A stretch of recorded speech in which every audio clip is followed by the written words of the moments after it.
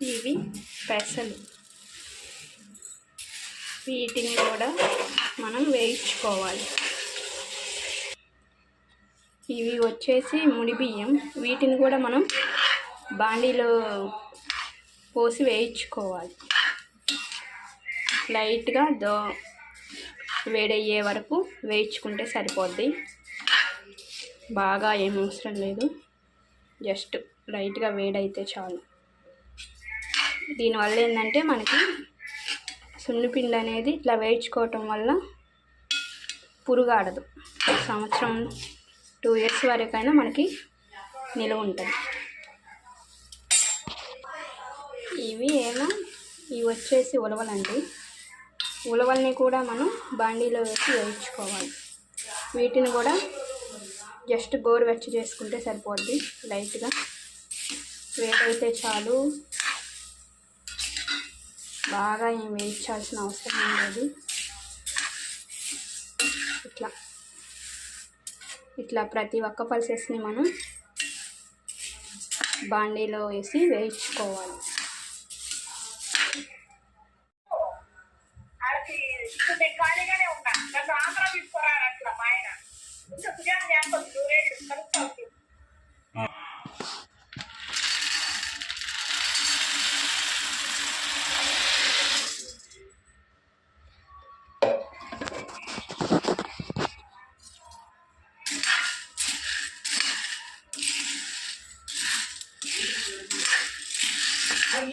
కరిగిపోయిద్దా బొచ్చా అరగదు.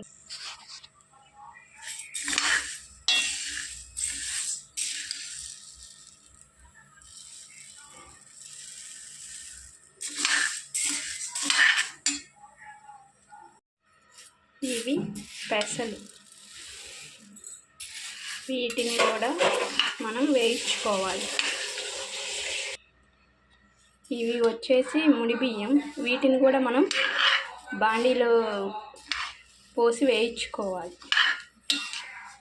లైట్గా వేడయ్యే వరకు వేయించుకుంటే సరిపోద్ది. బాగా ఏం అవసరం లేదు, జస్ట్ లైట్గా వేడైతే చాలు.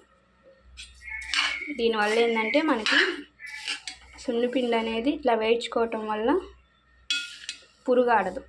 సంవత్సరం 2 years వరకైనా మనకి నిలువ ఉంటుంది. ఇవి వచ్చేసి ఉలవలండి. ఉలవల్ని కూడా మనం బాండీలో వేసి వేయించుకోవాలి. వీటిని కూడా జస్ట్ గోరువెచ్చ చేసుకుంటే సరిపోద్ది. లైట్గా వేడైతే చాలు, బాగా ఏం వేయించాల్సిన అవసరం లేదు. ఇట్లా ప్రతి ఒక్క పల్సెస్ని మనం బాండీలో వేసి వేయించుకోవాలి. మనం వేయించుకున్న పల్సెస్ అండి, మెంతులు, బార్లీ గింజలు, ఎర్ర కందిపప్పు, శనగలు, పెసలు, ముడి బియ్యం, వీటన్నిటిని వేయించుకొని మనం మరాడించుకోవాలి. ఆ మరకు కూడా ఎలాగంటే బాగా మెత్తగా ఆడించకూడదు, బాగా బరగ్గా ఆడించకూడదు, లైట్గా బరగ్గా ఆడించుకోవాలి. ఇలా ఆడించుకోవటం, ఇలా లైట్గా బరగ్గా పట్టించుకోవటం వల్ల మనం వాడినప్పుడు సున్నిపిండి ఏంటంటే స్కిన్ మీద ఉన్న ట్యాన్ ఒక స్క్రబ్ లాగా పనిచేసి స్కిన్ మీద ఉన్న ట్యాన్ అంతా రిమూవ్ అవుతుంది. సో సున్నిపిండిని ఎప్పుడైనా బాగా మెత్తగా ఆడించుకోకండి, లైట్ బరగ్గా ఆడించుకోండి. హాయ్ అండి, అందరికీ నమస్కారం. మనం సున్నిపిండి ఎలా తయారు చేసుకోవాలో చూద్దాం.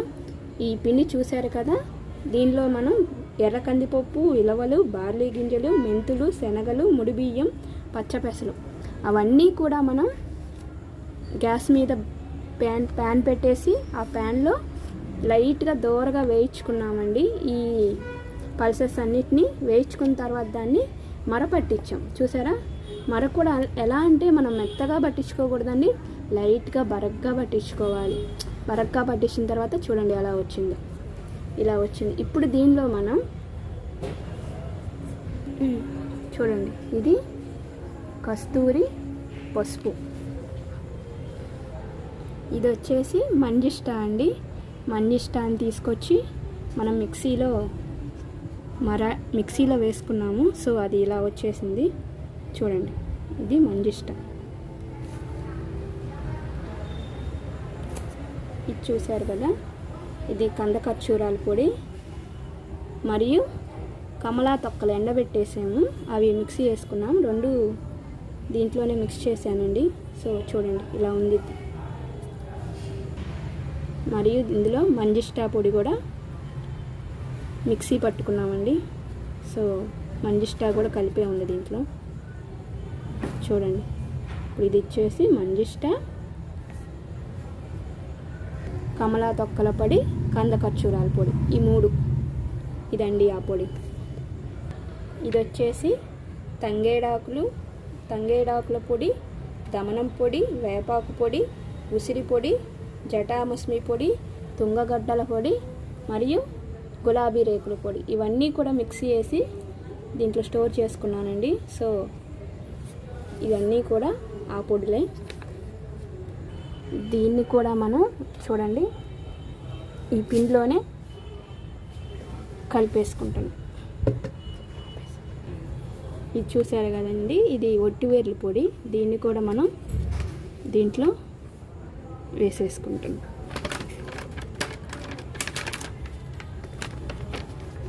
చూడండి ఒట్టివేర్లు మొత్తం. ఇది వచ్చేసి కుంకుడుకాయ అండి, కుంకుడుకాయ పొడి చూర్ణం, కుంకుడుకాయ చూర్ణం చూడండి.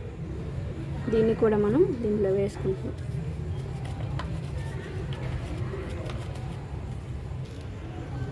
ఇది వచ్చేసి పచ్చకర్పూరం అండి, దీన్ని కూడా మనం దీంట్లో వేసేసుకుంటాం.